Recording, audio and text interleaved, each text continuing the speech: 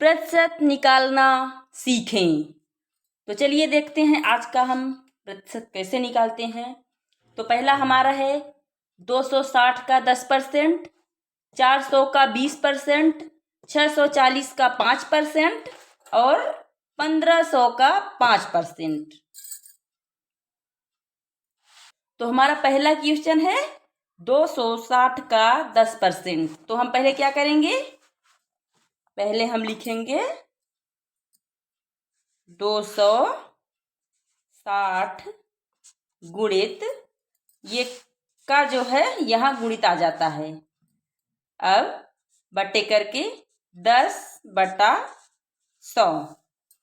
तो एक जीरो से एक जीरो काटेंगे, एक जीरो से एक जीरो काटेंगे। ये हो गया हमारा 260 का 10% यानी 26। यही हो गया हमारा आंसर पहले वाले का। तो अब चलिए इसी तरह से दूसरा वाला कर लेते हैं 400। तो हम यहाँ लिखेंगे 400 का यानी गुणित का निशान 20% यानी 20/100।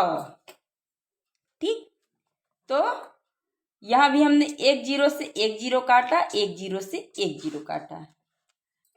तो हमारा यहाँ 40 गुणे 2 बचा। तो हम क्या करेंगे, यहाँ इसको 40 गुणित 2 लिख लेंगे।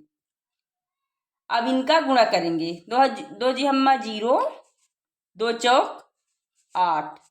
ये हमारा हो गया दूसरे वाले का आंसर, यानी इसका आंसर हो गया। अब इसी तरह से तीसरे वालों को भी कर लेते हैं। तो 640, तो हमने यहाँ पर लिखा 640 का गुणा 5। तो हम यहाँ लिखेंगे 5/100, क्योंकि परसेंटेज हमेशा बटा करके 100 हो जाता है। तो हम एक जीरो से एक जीरो को काट देंगे। तो 5 एकम 5, 5 दूनी 10।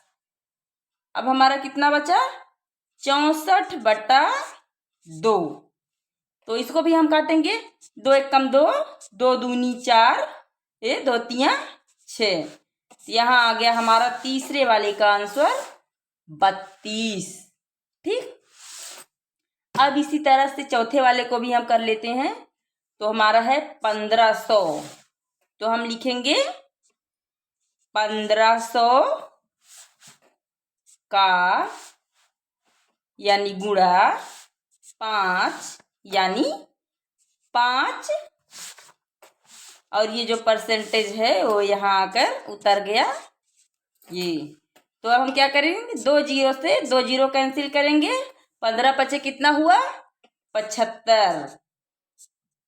सॉरी, 15 पचे 75। यही हो गया हमारा चौथे वाले का आंसर।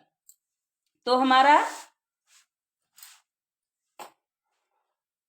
260 का 10% यानी हमारा यहाँ आके रुका 26 बचा।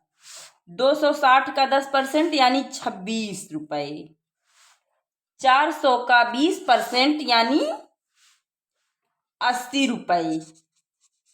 ठीक, अब 640 का 5%, तो 640 का 5% हुआ 32 रुपये, और 1500 का 5%, तो 1500 5% का ये 75 रुपये।